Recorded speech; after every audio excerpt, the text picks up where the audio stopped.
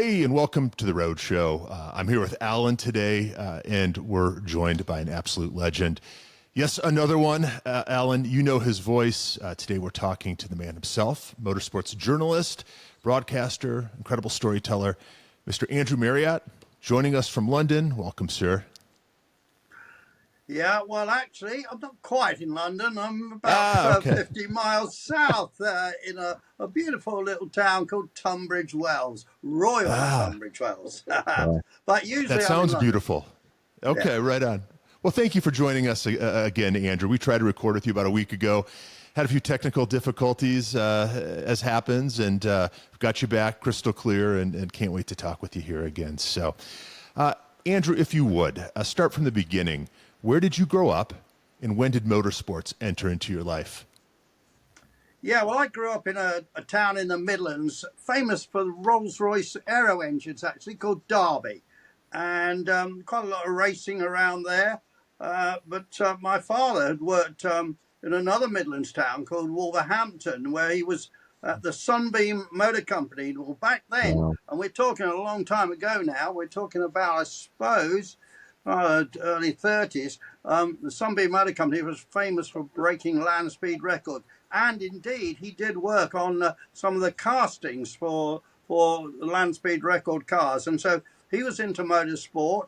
And there is a family story that he was not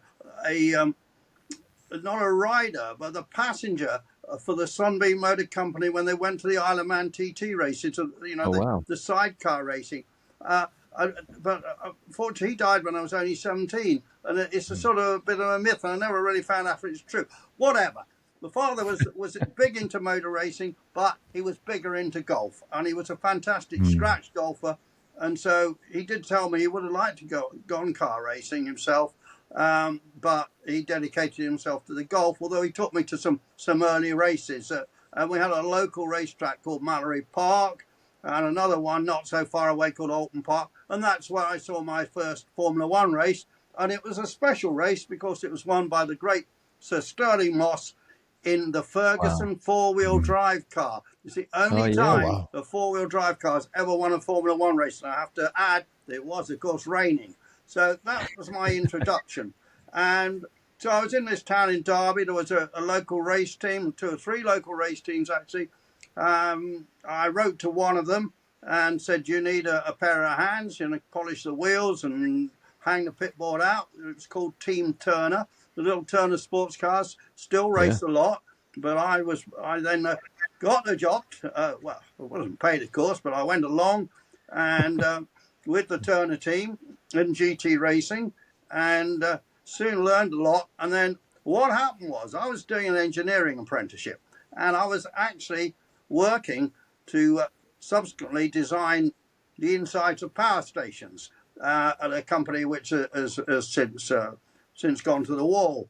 But I wanted to be a motor racing journalist from very early on, and we were doing this engineering course which had a module of English, and the guy was actually inspirational, the guy who was taking this, and he praised me a bit for my writing. And I said, look, I'm going to these race meetings and I'm reading the reports afterwards by these guys, and they don't know what's going on.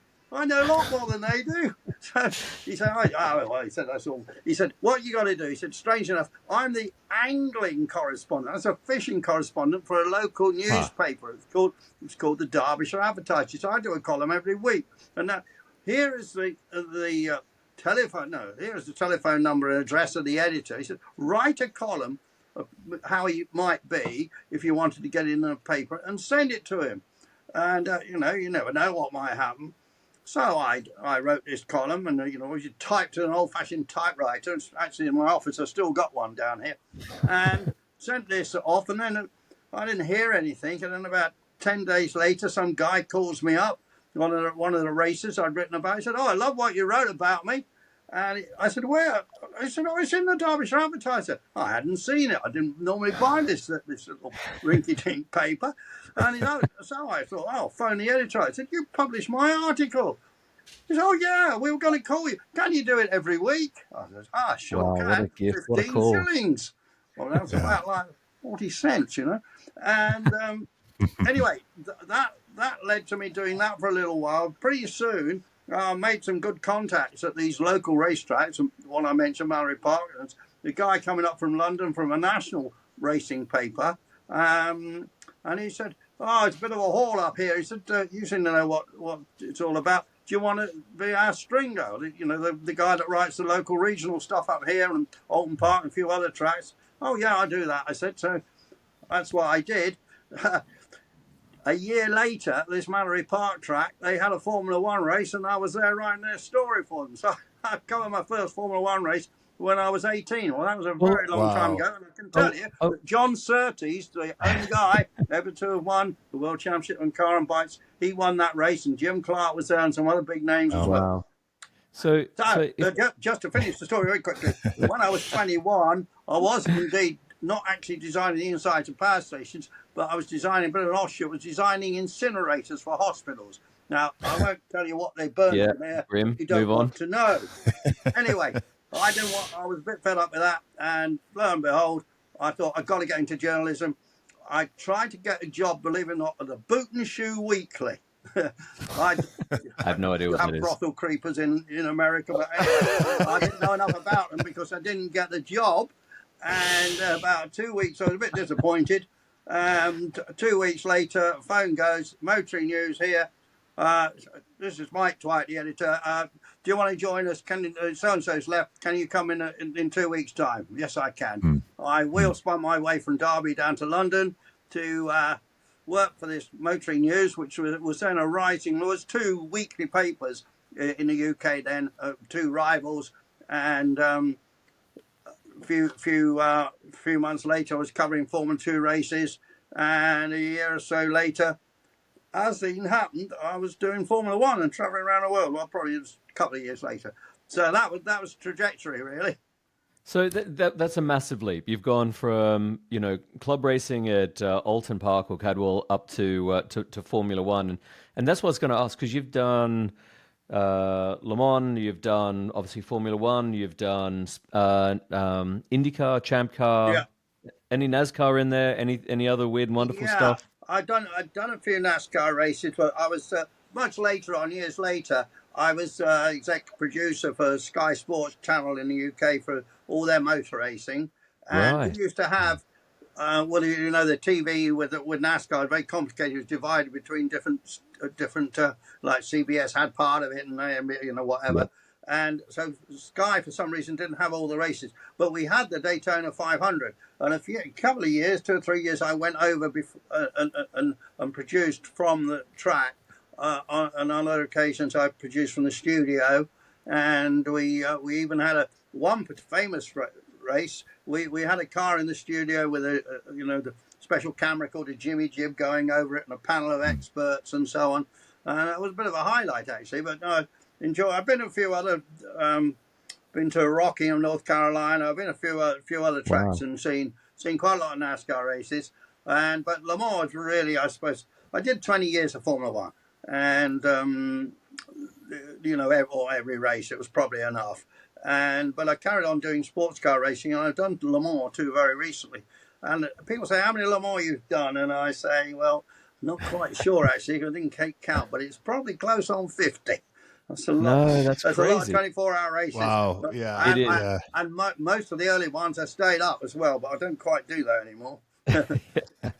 Andrew, writing is quite a bit different than broadcasting, though. How'd you make that leap, and what was that like? Well, that's an interesting question. Okay, it is different. Some of the disciplines are the same, like the prep and everything.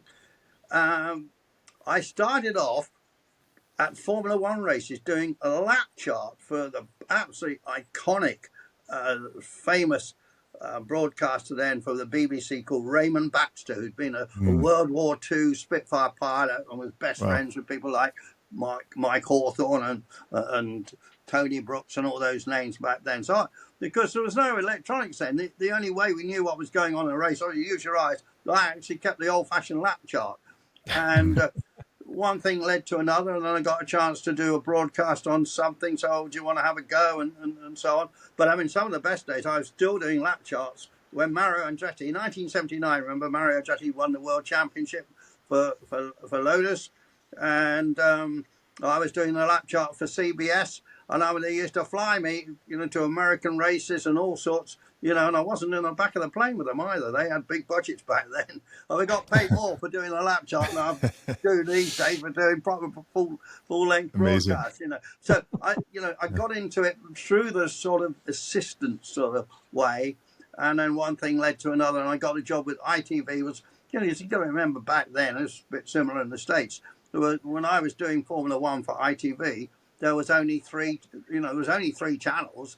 And I joked that these days on Sky Sports, was our main broadcaster over here, there's 10 commentators and 1 million people watching it. Well, when I did it, there was one commentator, me, and 10 million people watching it. And that is true, actually. Amazing. So we did quite a lot of racing for ITV, and then they lost the contract to the BBC. It's actually a bit of a story of my life, losing jobs because the broadcaster I'm working for lost a contract. But I had a great time doing it, I have to tell you that. So can I just ask then, Andrew, with everything that you've done, all the different series, all the different tracks, all the different channels, all the different people you've worked with, what are some of your, I guess, greatest hits there? What are the things that stand out for your career in commentating and journalism? Well, what are the and some PR as well, of course. Oh, when we had the sports marketing company, we did PR with a lot of top drivers, and I reckon I worked with 7 or 8 world champions over the years. Best one to work with, no question of doubt, Mario Andretti. Love working with Mario. Favorite race, always liked, a bit perversely actually, South African Grand Prix at Kyalami. Don't have it anymore. Oh, interesting. Love the earlier races in Austria. Absolutely love the Long Beach Grand Prix. I did the first one when it was a Formula 5000 race. What a cracking! I still remember that race. It was a cracking race. So people like Tony Bryce going really well, and so on. And Brian Redman, of course, I think was the star of the day. So Long Beach, one of my favourite tracks. I loved the Grand Prix at Watkins Glen. Did a few of those too. And so when I was in California, I used to I used to live in Long Beach, and they used to obviously set up, for the race each year, and I didn't go because I just thought, I've seen enough racing, and I was in California doing other interests.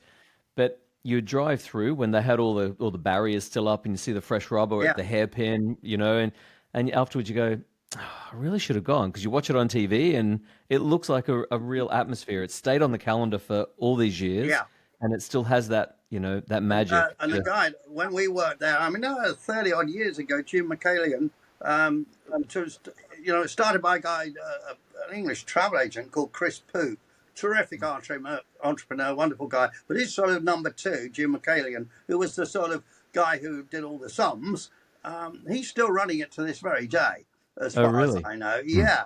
So tremendous. And he's done a bit of racing in Porsche as well as Jim. And a terrific race. And I like street races. I always liked street races. It keeps it interesting. And that is one. And some street tracks are a bit Mickey Mouse, aren't they? Let's face it, Monaco's a wonderful venue, but there's a bit Mickey Mouse around there. Yeah. In Long Beach, there's quite a few good places to pass. Enjoyed that a lot.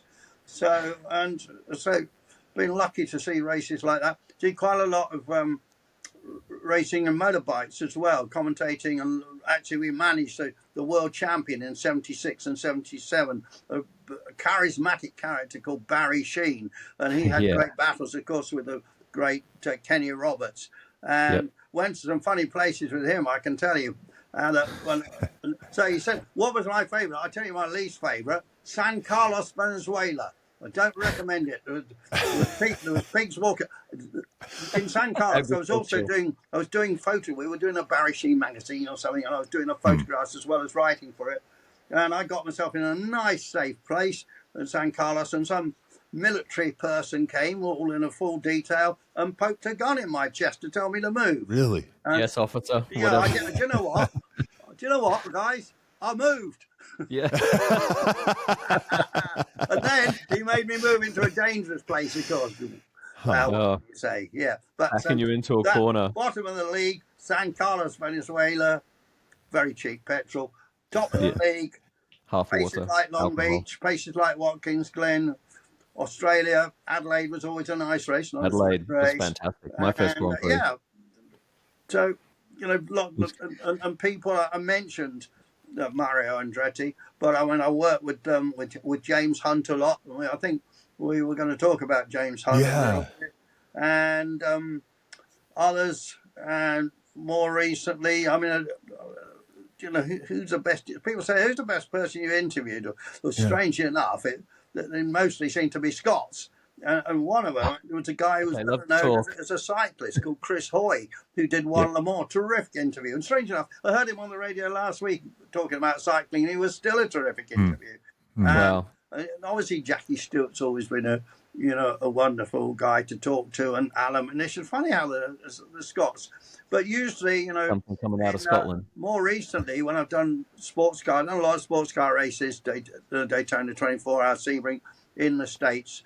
And there's a lot of super guys there that are great to talk to. Thinking most recently, somebody in the news at the moment is Pato O'Ward. Super interview, Pato.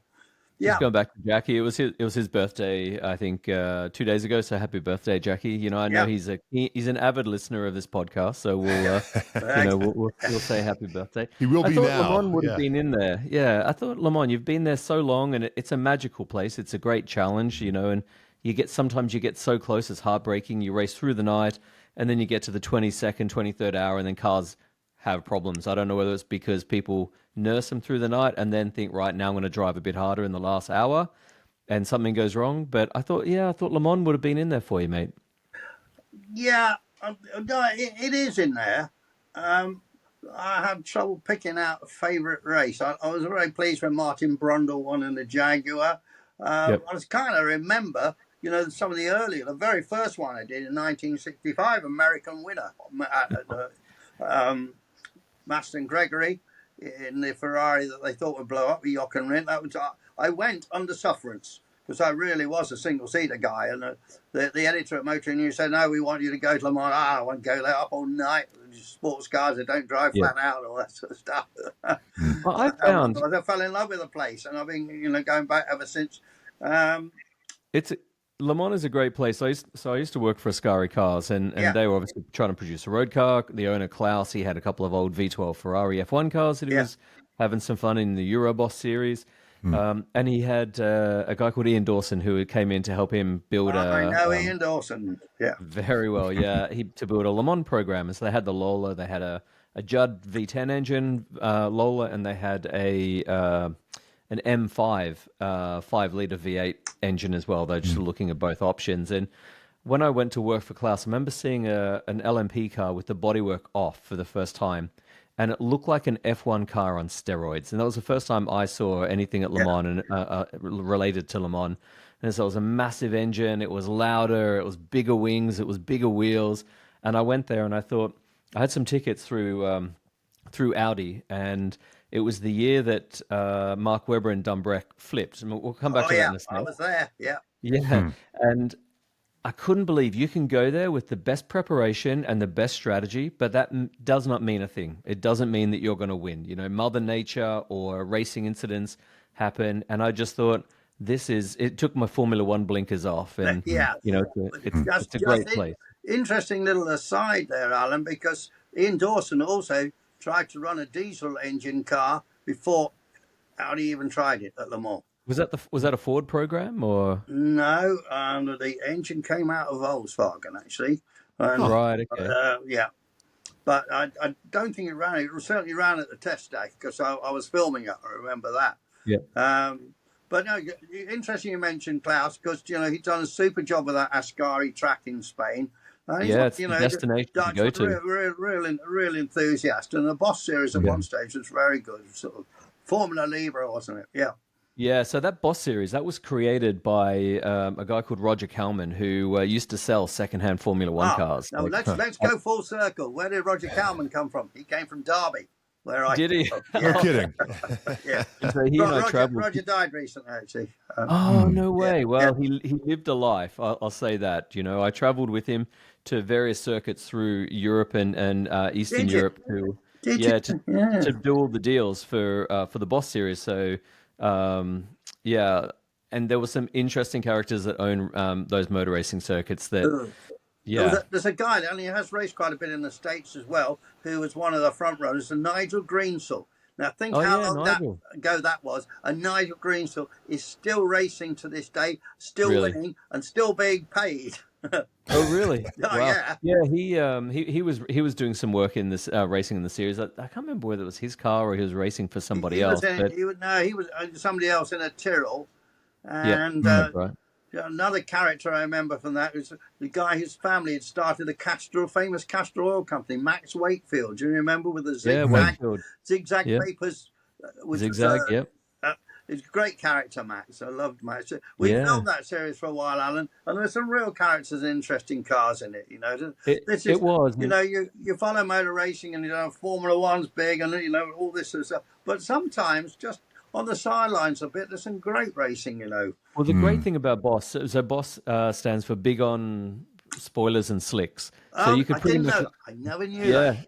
So you could pretty much run anything as long as it was kind of tick the Formula One looking box. So old F3000 cars used to run in there. Champ cars used to run. It was, you know, run what you brung sort of deal. Yeah. So it was an interesting time. I was sad to hear that Rogers passed away, but like I say, he lived the life. He burnt bright. Yeah. Speaking of interesting times, Andrew, are you familiar with the Colorado Grand at all? It's an event here in Colorado. 1960 and older cars.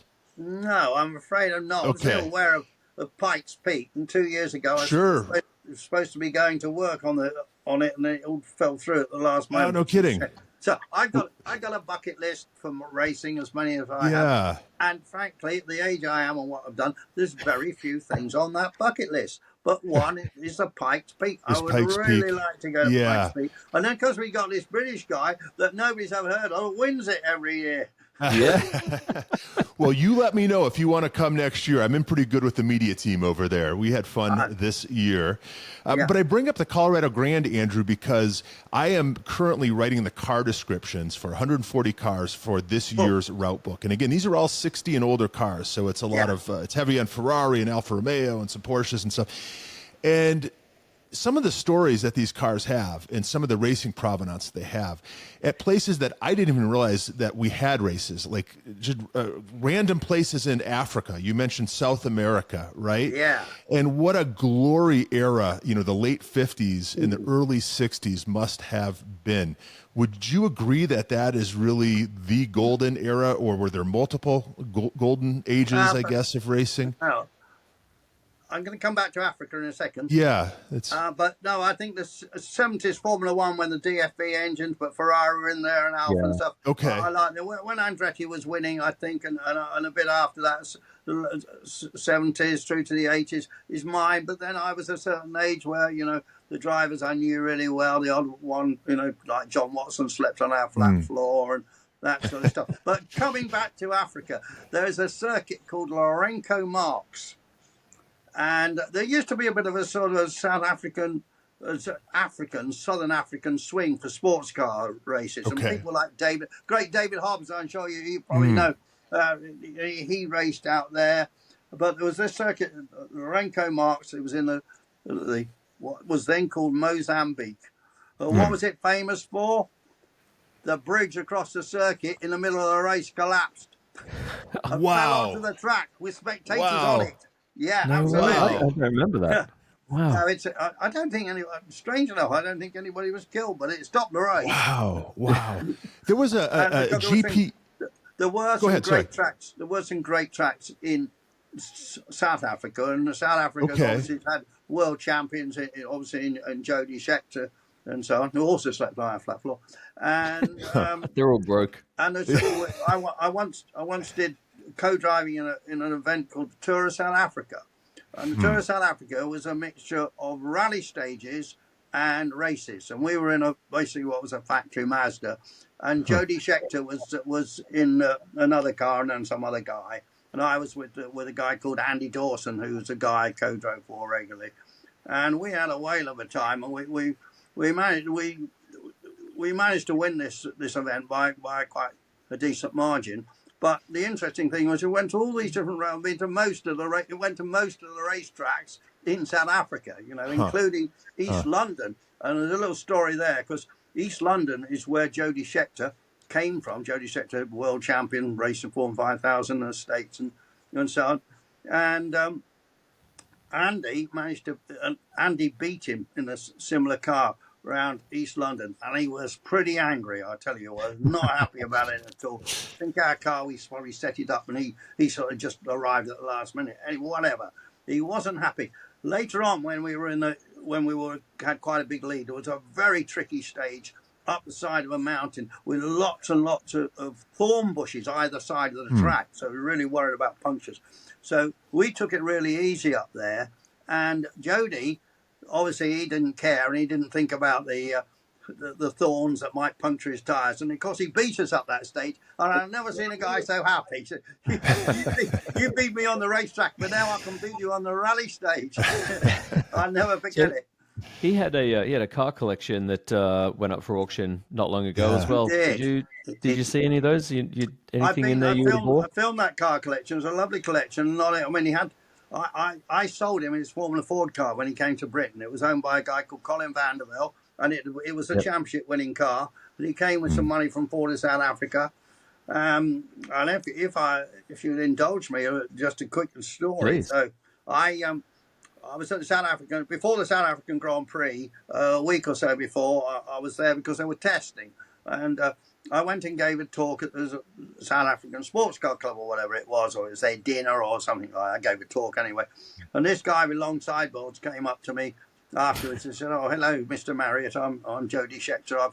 I've won the Driver to Europe award. Ford is sponsoring me, and I'm coming to Europe, and I'm looking forward to it." And I said, "Oh, great. Here's my card. If you have any problems, give me a call." Okay. Come some day in March, that particular year, it must have been, when was it? 1971, I think it might have been. And I'm off. I've been to Alton Park, actually, this track we mentioned, where my flatmate, Mike Dudson, takes a call. And here is Jody Scheckter on the phone. He says, "I'm at I won't do that. I'll spare you the accent."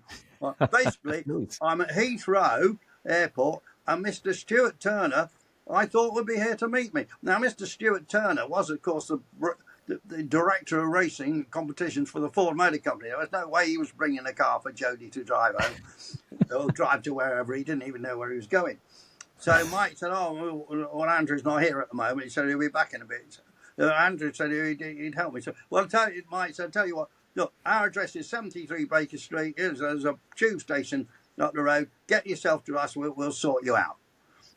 I'm then back from Alton Park, and this chap appears in his bright sort of purple trousers with sideboards like Elvis, and with his appy. Now, his appy was his apprentice, which actually meant his mechanic. So it was not one of them, but it was two of these chaps, and didn't know where to go. Mr. Stewart Turner hadn't provided the car or any instruction at all. Long and short of it, he stayed with us for about a month, sleeping on the flat floor. And in his autobiography, he wrote, "I stayed at Andrew Marriott's flat. We lived like dogs." Oh! And I said, "What was this? We lived like dogs?" Well, it was that meat. Now, we used to sell Irish stewing steak. Used to come in a can, and you used to put it in a saucepan. We weren't very good cooks back then, I got. And he thought, I don't know if he thought he'd been eating dog meat or what it was. Oh, so, wow. The other day, coming a year ago, when I went to look at the collection, he was there. And, I was saying, he said, I told him, remember how you said we live like dogs? He said, "That wasn't the worst thing." He said, "You only let me have one bath a week."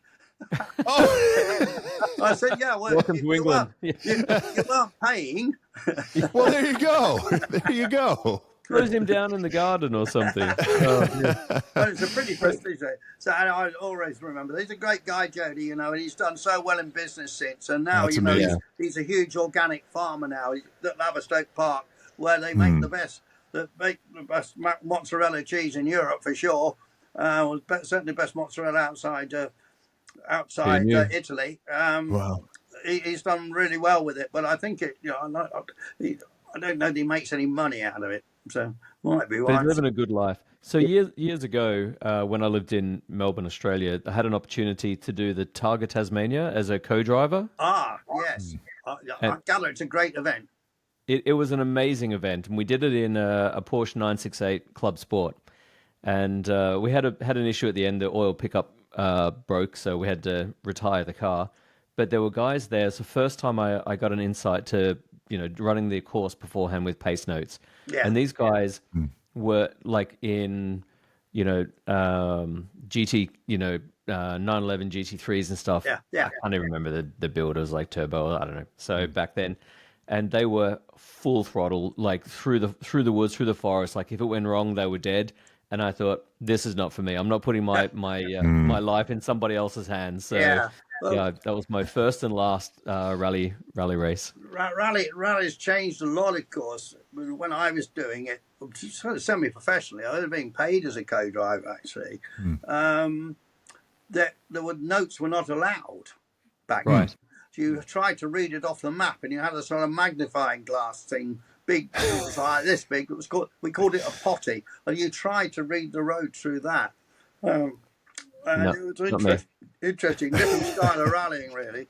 And because the REC rally in those days went on for 5 days and 70 odd stages. Exhausting. And now it's just in a small part of Wales or whatever, and they have about 15 stages. So now it's just full of intensity and flat out speed. Back then, it was we're talking about endurance, talking about saving your equipment and strategy as well. But I think now it's just flat. It's a different kind of sport, but it's still a lot of fun. And filmed a lot of rallies after we were rallying, but had some great times. And the chap I rallied with, Andy Dawson, I mentioned. I'm still friends with him now, and a few years ago we took part about 5 years we took part in a thing called the MPG Marathon, which was a fuel economy run basically, with a few twists and turns, and we did it literally for Ford as paid drivers, and we knew a few tricks, and we won it 3 times. And what were the tricks? You got to share the tricks. Yeah. What were the tricks? That's right. Well, firstly, you have to read the rules. Everybody knows that. You got to read the rule book, see what it says, and see what it doesn't. Really read the rule. Yeah. It said because the first year we did it, you turned up, and they filled the car for you to the brim and sealed it. Okay. Yeah. Then they got a bit cheapskate, or they lost their fuel sponsor or something. So they just said, "You bring the car brimmed as best you can, and we'll have something, and we'll top it up to make sure it's absolutely full." Fine. Well, we found that fuel tanks are funny things, the shape of them. We managed to jack the car on its side and get more fuel in that way. So it was literally And amazing. Then, of course, we weren't running, 3-star. We weren't running regular fuel. We were running basically close to avgas. And of course, you get more bang for your buck. Nothing in the rules said you couldn't. We had to laugh. We had to laugh one year. So there was also a factory Honda outfit, and they left a little. We were wandering around the park Ferme, the car park the night before, and the 3 Hondas, and they had Matt Neal, the British touring car champion. Yeah, Matt Neal. Yeah, great driver. They had a little sticker on it. It said, "Fuel tank pressurized, tick." And they left the stick. They'd obviously managed to pump the fuel into the thing, and probably the fuel lines all expanded a bit. So we reckon we were in the rules, and we reckon they weren't. But anyway, we won, so it didn't matter. We did the first 100 MPG actually in a little 3-cylinder Fiesta, which is pretty amazing. Cool. So anyway, rallying served me well, and there we go. So, Andrew, we like to sort of focus on legends in this podcast series. So, you obviously you touched on Mario Andretti before. Would you say he's the legendary driver? And also, what is you think is the most legendary car that you've seen in your time as well? Well, there's a very famous magazine in this country called Motorsport magazine that I worked for years ago, and you only have to look on the front cover, because that magazine's 100 years old, and they had a vote for exactly what you asked, and I agree with them. Lotus 49, first car, of course, to have obviously one of the early monocoque racing cars, first car to have the engine as part of the structure and not have a separate chassis at the back, and hugely effective, and went on for many years for people like Jim Cart and Graham Hill winning in it. So, and I see Karun Chandok, the Indian former Formula One driver, tested it for this motorsports on the front cover this month, and he loved driving it. So Lotus 49 is going to be one of it. Love the GT40, great racing car, GT40. There's quite a lot of Le Mans cars. I like loud cars. Yeah. So I'm not a big fan of Formula E. I know you're working at McLaren, Alan. You've got a nice Formula E outfit up there at Bicester and so on. But I don't like silent racing cars. And the two noisiest racing cars are Matra V12 sports car that won Le Mans because of Graham Hill driving, and later on the Mazda 4 Rotor, also Le Mans dust, absolutely diabolically noisy. Because strange enough, one of the noisiest racing cars was only a 1-litre car, and that was back in the days when Honda first came into car racing rather than bike racing. They provided the engines for the Brabham Formula 2 team, and those little 1-litre engines were so shrill. I believe they had a roller bearing. They had roller bearings in the crank or something really crazy, some technical. Really? Yeah, it was really. I mean, they really did push the boat. Engines only, they're not going to be durable. You know, Honda still are pushing the boat, aren't they? I launched quite a few Grand Prix cars over the years, and one of the most exciting one was the Lotus Type 56B turbine car, and we launched it at the Royal Garden Hotel in just off famous London Hyde Park, and Colin Chapman was there. He was terribly excited, and he was absolutely, so we got to start it up, guys. We've got to start it up. They got to hear it. They got to say, no, Colin, we don't. Why? No, we got to start it. So, well, look at that sprinkler system up there. You start that car up. Fortunately, there wasn't any fuel in it, but he was so excited about that car. And of course, just to mention that the guy, I mean, he only raced a few times. There was an Indianapolis race as well, remember. He got an Australian driver, originally from Sydney, called Dave Walker, raced it in the Dutch Grand Prix. And he'd come more or less straight out of Formula 3, where he absolutely dominated. And he was struggling in Formula 1. And anyway, it was raining. It was four-wheel drive, of course, that turbine car. And I think he got from 15th to 3rd or something, and then he went flying off into the dunes, and that was the end of it. And I don't know. I think they did one more non-championship race with it, but that car, it was stunning. And I've seen it at Goodwood recently. I think it might be at the Goodwood Festival of Speed this year. It certainly was there 2 or 3 years ago. I'm pretty sure it's there, actually, Alan. You were there today, I know. I was at the Goodwood Festival of Speed today, and I don't recall seeing it. Maybe it's going to do a run on the weekend, or maybe I missed it. Colin Chapman's grandson is going to drive it. Oh, amazing! That's amazing. what I heard, and he's driven it once before. Yeah, but I will say, and we get on. We talked about legends. Yep. One of my bugbears: Formula One cars all look the same now. All right, it might be painted differently, but you know the computer programs say that this is what works, and the computer programs don't get it wrong. So nearly all the Formula One cars, and it's only tiny little tweaks, and you know, being at McLaren, how they've gone from in a year from the back of the grid to the front by just fine tuning and just getting the aerodynamics a bit right. Back in the day, Colin Chapman, we mentioned him, you know, would have a turbine in the car. Gordon Murray put a fan on the back of his car, you know, and it sucked itself to the ground. I think that's at Goodwood as well. And, you know, cars look so different. People had different ideas of how the aerodynamics work because it was a man sitting at a drawing board with a pencil. And, you know, he came up with one solution. Guy down the road in Weybridge came up with another solution, and so on. And now that doesn't happen. It's the way of the world, isn't it? You know, well, unfortunately, once you frame the rules, like your engine's got to be, you know, the set V, it's got to be the set capacity, it's got to be the set number of cylinders. You know, your wings are set. You're then fighting with the laws of physics, aren't you? It's hard to once everyone's optimized everything. They keep saying it's to save money. I'm not convinced it's save money. It was great when you had, you know, Formula One cars, and you asked when the favourite period was, and you know, you had the boxer flat engine Ferrari, you know, flat 12 engine. You had V8s, and then at one stage you had some turbocharged and some not, and you know, variety is the spice of life, and I think that's why people still like going to Le Mans, because the cars at Le Mans still do look different and sound different. Well, having said that, of course, one of the most successful racing series in the world is NASCAR, and they all look pretty well the same.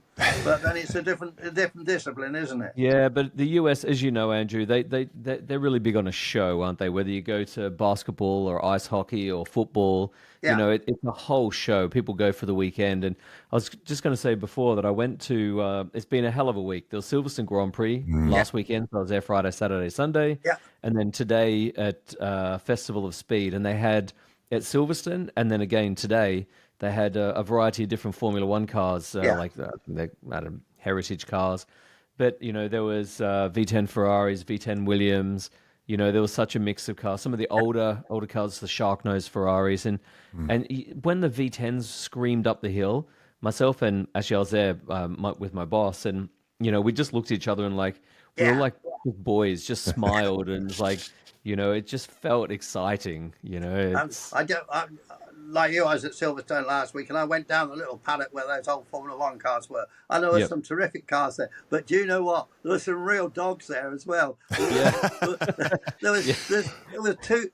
I mean, I don't think they ever ran two at one time, but there was two Eurobruns there. And in the history of Grand Prix cars, it goes down as one of the least successful ever. But it was fun to see them again, Well, Formula One teams of old. That's why Bernie put in the cost, your entry fee, wasn't it? It's it was $5 million. Now I don't know what it is today, but just to ensure you had enough money, and because there was remember Andrea Moda, footwork, all those guys. That was even worse than the Eurobro. I think it even made it to the line. And the thing was, you could buy a very decent engine or rent it, or lease it, Cosworth DFV, and a nice back then a Hewlin gearbox, and there you had a fantastic powertrain. So I mean, there are people that literally built Formula One cars in the garage next to their house. I mean, the famous Peter Connew was one bloke, an ex-30s designer. He built the Connew, and I think he might have raced a couple of times. And I know the very first Ensign was effectively built in a lockup next to Maurice Nunn's house, and it's never going to be like. Was a lumberjack, wasn't he, or a woodsman? So that was Ken Tyrrell built his.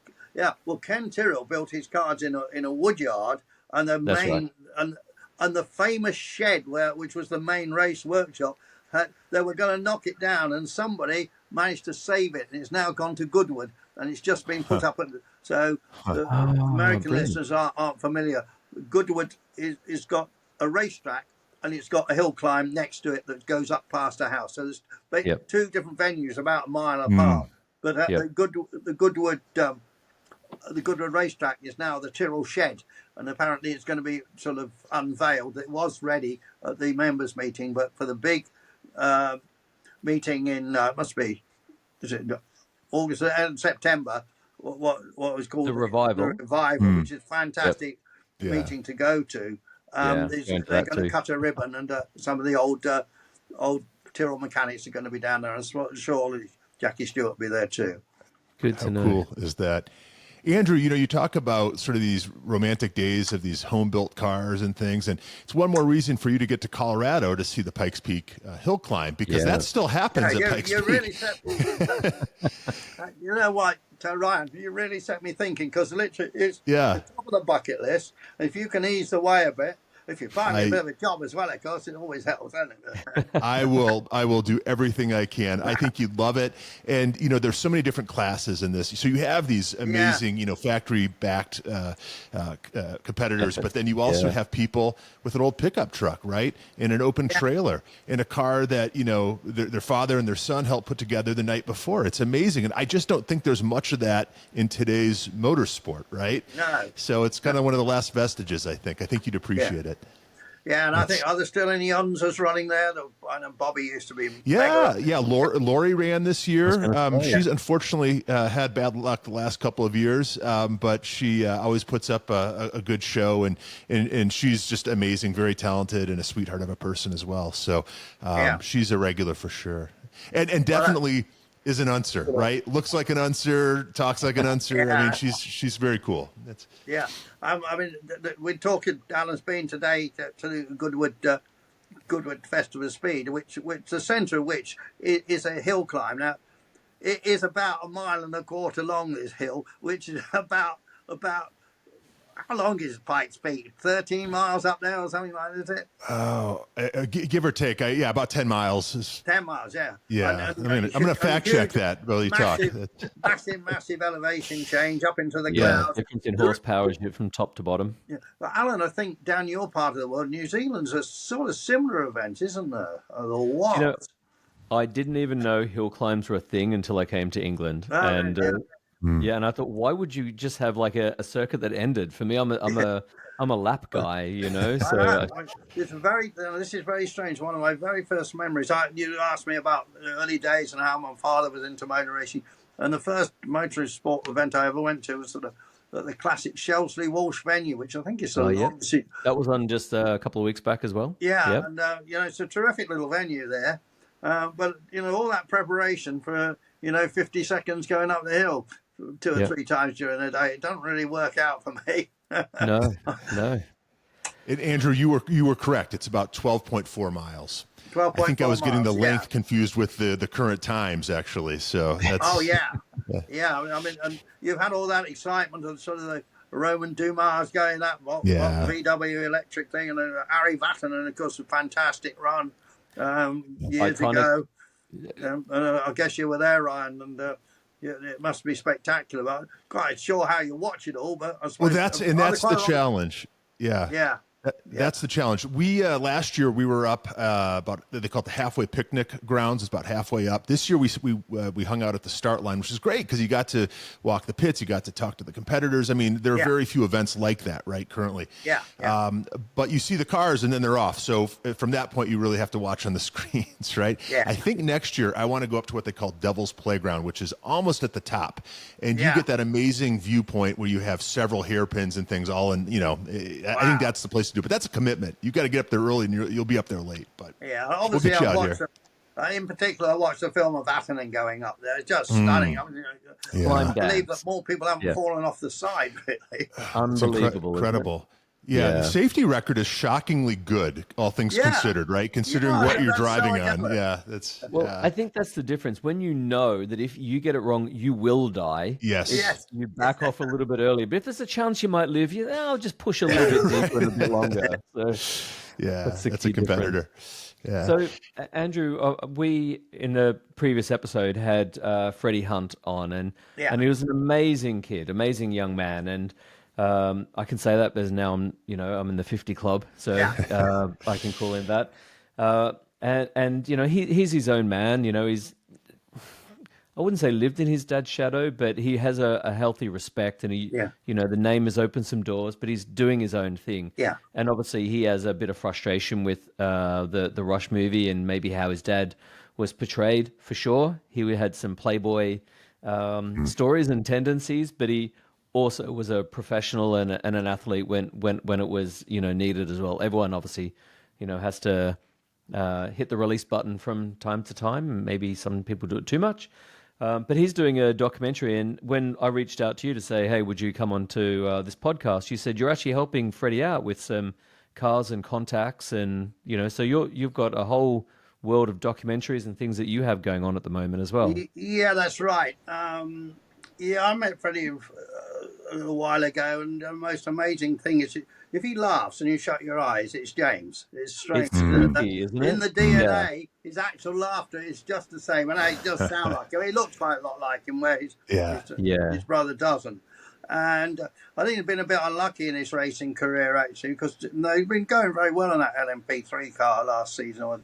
I think the team went bust, which is sad because he was on a sort of at least semi-paid ride. But with the film, it'll be interesting, and I've found a few cars for them and trying to steer them. But I'm working on a separate film about Niki Lauda, which is I suppose you call me the content creator with that, and been to see the Lauda family. It's early days. We're just finishing the finance. I've been and worked on film earlier about Steve McQueen, which was great, working with a family, and then more recently a film about the great Villeneuve-Pironi battles and the famous, well-known race, where so-called double-cross race at Imola.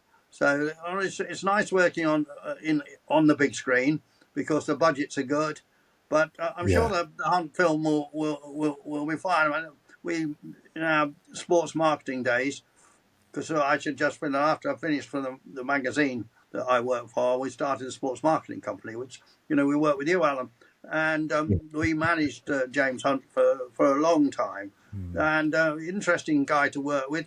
Sometimes very, very professional, and sometimes you've got something different. And I remember judging silly little competitions with him, whatever, and he took it really seriously. He came to my flat, actually the same flat where Jody Scheckter slept on the flat floor, and he took this really seriously. And I think I've told this story quite a few times before, but at one stage was the biggest motor racing award of the year for the best sort of British driver. It was called the Tarmac Awards. And Tarmac, just to American listeners, the Tarmac actually make roads. They make the surface of roads. It's a big company, actually. And anyway, they decided to sponsor this award, which had been sponsored by somebody else, and it dropped off. And anyway, James won it. And we said, "Oh, James, you won this award. You got it's in Park Lane, which is where all the big swanky hotels are in London." Yeah, fancy part of London. I think it was at the Grosvenor House anyway. It's black tie, James, and so on. And he said, "Okay, right." And of course, he turned up about 15 or 20 minutes late, and he was wearing, and I seen a picture of him just the other day. I found a picture of him, and he was in jeans with a T-shirt on. I think it was a sort of tie-dyed T-shirt and a pair of flip-flops. And the managing director of Tarmac didn't really appreciate it. He was put out by it. And do you know what? He didn't sponsor the thing again after that. And that's when it became the McLaren Autosport. The Autosport Awards, That's amazing. That's amazing. The same thing. So you never quite knew what you were going to get with James. That's amazing. To try to explain this, he went to one of the top schools in Britain, Wellington, and those are the colours on the famous. Anybody, and I think Freddie might wear the same colours. It's a black helmet with the red and yellow stripes around it. That's Wellington Public School. And so, he had one of the best education money could buy, because in Britain we call it a public school, and it's far from public. It's very private.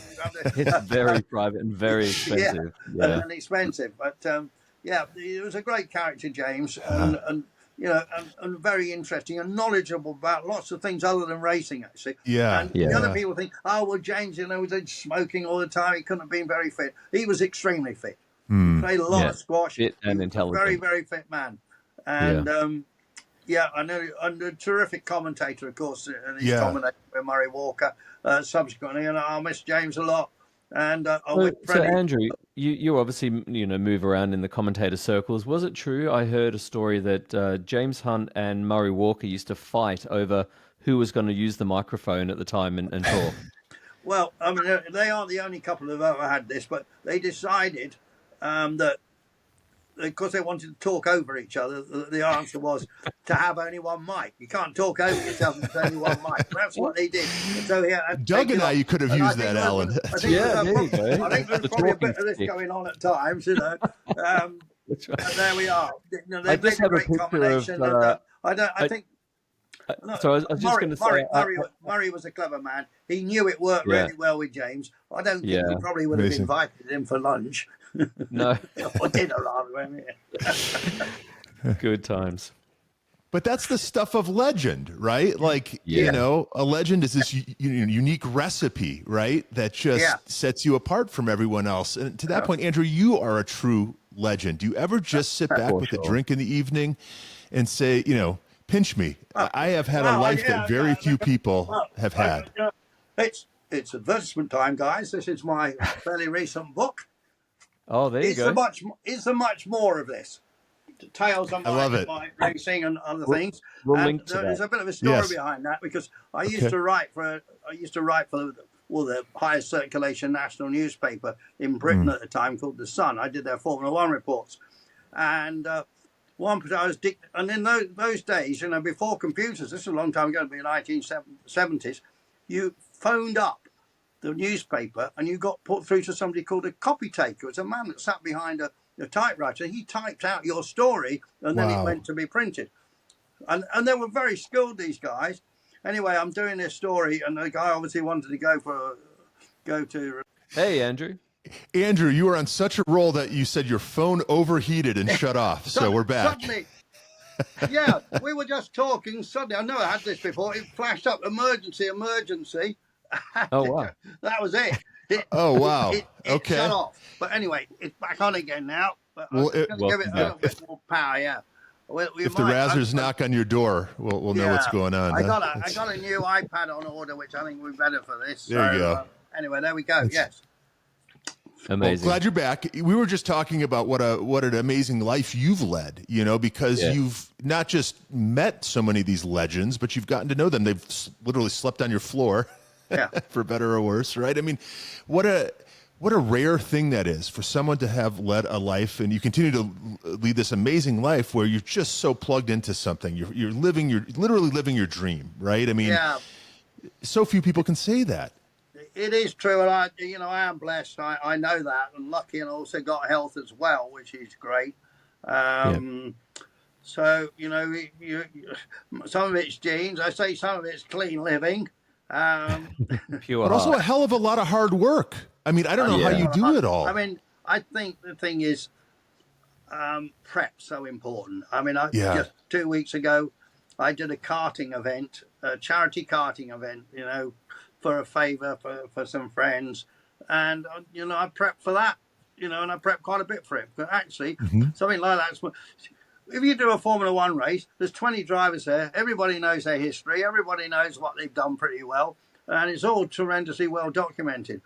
If you go to, the karting event is a bad example, really, but I do a little series, which is like the third tier GT3 series sometimes, called the Creventic 24 Hours. And their main race is at Dubai, which is a terrific track, by the way. And they have maybe 80 cars and 4 or 5 drivers a car. Well, that's a hell of a lot of prep. Well, to be honest, you can't prep everyone, but you know pretty well, looking at the entry list, who's going to be competitive and who's not. And then you have a look at some interesting names that and you always find out. And sometimes the guys haven't got much racing record, but they got a hell of a business record, and they've done terrific things in business and so on. So I think prep's part of it. Enthusiasm and prep are the main things. And so the book we were talking about earlier, it's actually written in a humorous vein, and I've tried to put funny story side of quite a few of these things. And for the magazine, the British Racing Drivers Club, I do a column there, and it only comes out 4 times a year, so it's not a particularly onerous job, except I have to say it's one of the few things I do for nothing. But anyway, I just should do a podcast. I did an article. Oh, can you imagine the guests that Andrew would have? We're going to monetize this at some stage.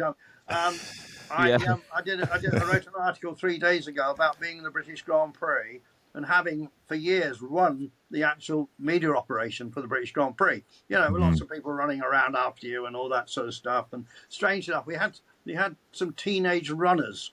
I remember one year, and one of them was called Gilles de Ferran, how we miss Gilles, and the other was Davy Jones, of course, who raced at Indy. Wow. And the two went off on an errand from me and managed to crash the car we'd borrowed off BMW or somebody, I remember. Wow. Anyway, drive it like you rented it. What I was doing, I did this article, was about having done that and been absolutely at the centre of everything that was going on, just sitting in the grandstand of the BRDC farm grandstand, and the people that were around me. And it was very interesting because in the row behind me was a guy called Anthony Davidson. And Anthony Davidson, who raced in Formula One.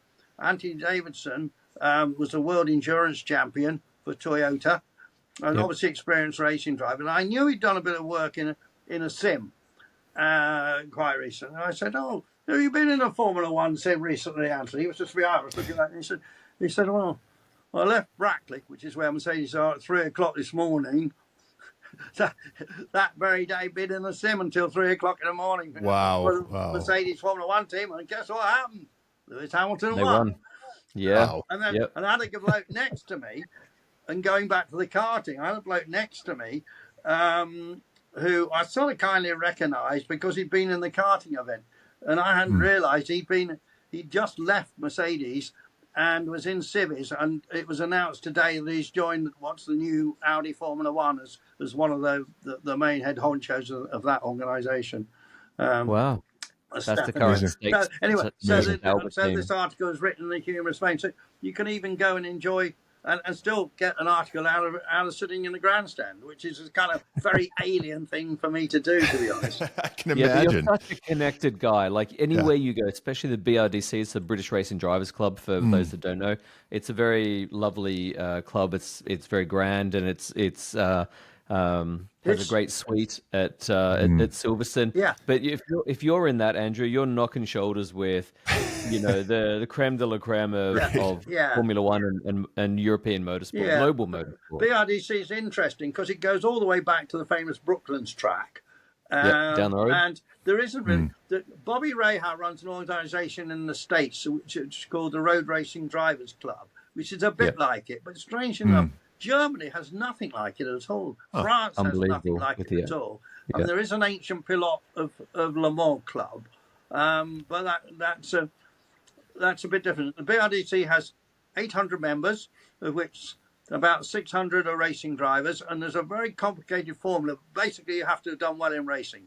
And all the Grand Prix drivers, they got very excited at the BRDC suite on Saturday when the 1, 2, 3 for the British Grand Prix and qualifying were all BRDC members. What a party. There we are. Great. It's interesting, isn't it? And here's another. I am very disappointed that Andretti, they're making it so difficult for Andretti to get into Formula One. And 2 or 3 seasons back, not giving Colton Herta a super license to do Formula One. So considering that Formula One is now owned by a major American company, and it has 3 helping Americans there very much. And, and the market is huge in the US as well. Yeah, I was up at Silverstone, Andrew, on Wednesday, and so McLaren has a facility up there, and so I went up to see the guys, and right behind it is Andretti Racing. Yeah. And they are hiring, they are recruiting, they are full steam ahead. Like it is going to happen at some point. Yeah. So they are coming. I suppose they could possibly buy Haas, although they're in a bit of a revival at the moment, Haas. And I suppose they could buy Williams, maybe. Unless they do some sort of merger. Unless they... Obviously, Andretti, Autosport and McLaren are close together, obviously, with an IndyCar team. But, back in the day, a long time ago, sometimes teams used to run a third driver. And often when they came to America, they'd run a third car, Lotus, and sometimes they'd hire it out, and it would be a local hero. I think it would be great if you could have, each team twice a year would be allowed to run a third car and have a local hero in it. So, take McLaren. Let's see what I mentioned Pato O'Ward before. Let's see what Pato O'Ward does in a car. Because he's part of the McLaren family, or let Ferrari run. Obviously, their reserve driver got the race, didn't he? And now he's got the drive. But I'd like to see it. And you used to get a lot of extra publicity. Going back to the old days, Brands Hatch. There was Ryan, the guy who was a fantastic entrepreneur called John Webb, who ran the Brands Hatch race circuit and 3 or 4 other race circuits, and he never stopped having ideas and PR stunts and stuff. And most of them worked actually. And he invented Formula Ford. He brought over Formula A / Formula 5000 to the UK, and helped all kinds of drivers. Except one he didn't help in the end was Willie Two Ribs, but that's another story for another day. But we're going to have to get you back, Andrew. Before you came on the show, Andrew, I said to Ryan, I know Andrew, we've worked with him in the past. There are so many stories. This is going to be the easiest podcast episode ever. We can wind you up and let you go. For instance, they put, the South African lady driver who was the best ever woman racing driver in my book, Desiree Wilson. She was put in the car for the British Grand Prix. You can't do any of that stuff. A terrific publicity, And I mean, obviously, Grand Prix racing. Grand Prix racing is doing very well now. Yeah. And thanks to the new owners, and and Netflix. Bernie. Everybody said, well, Bernie made it what it is today, but he did have a lot of strange quirks. And I always argue. You don't say. I don't know what you're talking about. You can't put your flag up there. You can't have any flags flying off your motorhome. You can't do this. You can't do that. Wow. All that sort of funny stuff. And I wrote another article the other day about the famous launch of BAR when they tried to run two cars in different liveries. One in Lucky Strike. Do you remember what? BAR when they came, when Craig Pollock and Jacques Villeneuve, big money from British American Tobacco. So the weird thing is, I used to do some work with British American Tobacco, and so we met the marketing team, and they hated that livery because the problem is you have Lucky Strike, which is like a premium brand, and then you have 555, which is like a less premium brand. Obviously, marketing brands appealing to different demographics, and they hated it. They said it was like putting a lady and a whore in the same room. Yeah, so, Ryan, if your Formula One is not quite up to this, what happened was they at the launch, and this was spent a lot of money. BAR, they bought the team. It wasn't if they were a sponsor. Now they were owning this team, and so they thought, well, we got two brands. Well, one car will be the Lucky Strike car, and that's going to be driven by Jacques Villeneuve, and then the 555 car is going to be driven by a forgotten Brazilian driver. What was his name? Zonta, Ricardo Zonta. And so we had one Lucky Strike car and one 555 car. Oh, great.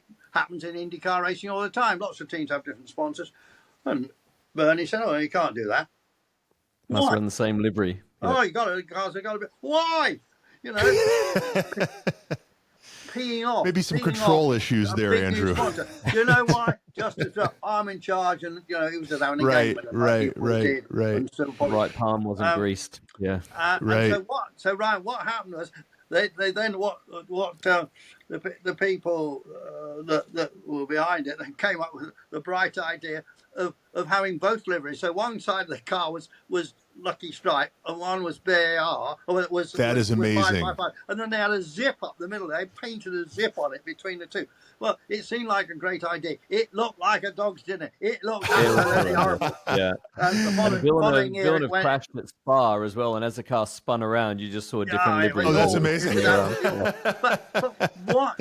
You've got a huge new multinational company coming into racing and owning a team, and what you do? Big money. You upset them immediately. Yeah. So I'm saying Formula One would have been even bigger if Roger Penske had been from 15, from 25. Do what you want, bring the money. That's it.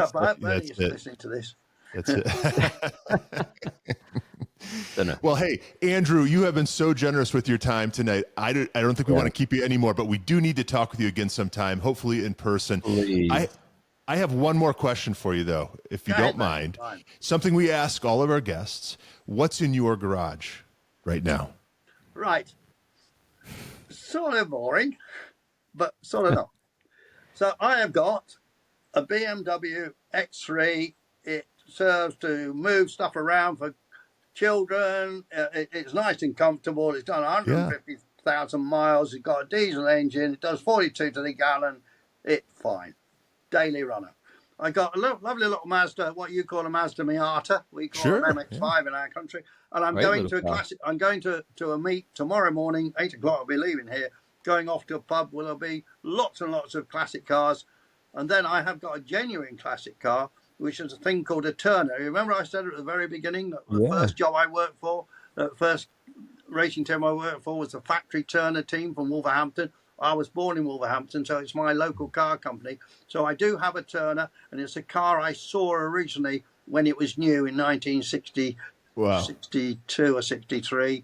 And it's a little sports car, a bit like an Austin Healey Sprite, but better and nicer. And this coming Friday, I'm going up to Milton Keynes to the factory where they make all the Formula One fuel tanks, ATL. And it's sitting there because the bloke who runs it's a mate of mine.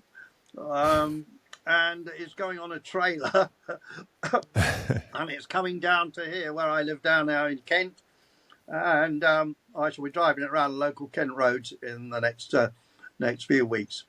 So amazing. Just 3 cars. I'd say that's a true enthusiast stable. Absolutely. I would like to have a Ferrari Dino. Of course, I did the road test for Motoring News magazine on the Ferrari Dino. And when we sold our sports marketing company, I very nearly bought a Ferrari Dino, and it was £60,000. Oh. That was just over 20 years ago.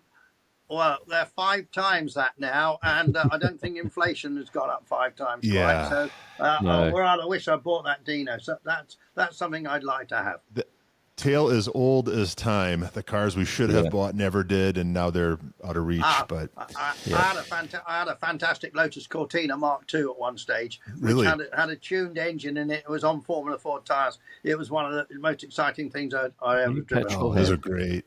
Yeah. And I just looked up that Turner too. That's a good looking thing. Yeah. I don't know if I can do this. I'm going to try though. I'm going to try. I'm going to take you in my office. Real time. There's a pretend pub sign. Turn you in. I don't know if you can see a nice little painting of it there. And there's a picture of 3 Turners together. Mine's a green one. So hopefully you can see that, because I'm not able to look at the phone while I'm doing that. So well done. It's the right color too. And actually, they've got very trick rear suspension, and they race really nicely. And lots of people are racing in the States. Actually, mine's a road car, but they race successfully in the UK. But there's also a lot of people racing them in. As a suspension engineer, I'm Googling it right now. Good to know. Well, Andrew, you are a true car enthusiast through and through, and the stories that you tell are just amazing. I mean, you've known everyone. It's incredible, and I can't wait to talk with you again soon. But can't thank you enough for your time. Do you know what? It might be in Colorado. It might be at Pikes Peak. Let's make it happen, sir. You got a place to stay, and I won't make you sleep on the floor. And you can shower every day. That's right. Steaks every night, right? So, yes, absolutely. And Alan, Andrew Marriott. Alan, thanks for brokering this, and we're all great enthusiasts together. Yeah. Oh, well, I owe you, because you were super helpful and supportive when I ran my team and did the documentary on the launch of that. So, yeah, it's great to keep in touch. Very good. Thanks for coming. Andrew Marriott, legend. And until next time. I've finished going to have a glass of the Washington State Chardonnay. On that and note, there it is. Everyone. Yeah. Till next time, we're the Road Show. Thank you. Yeah. Take care, gentlemen. Bye-bye.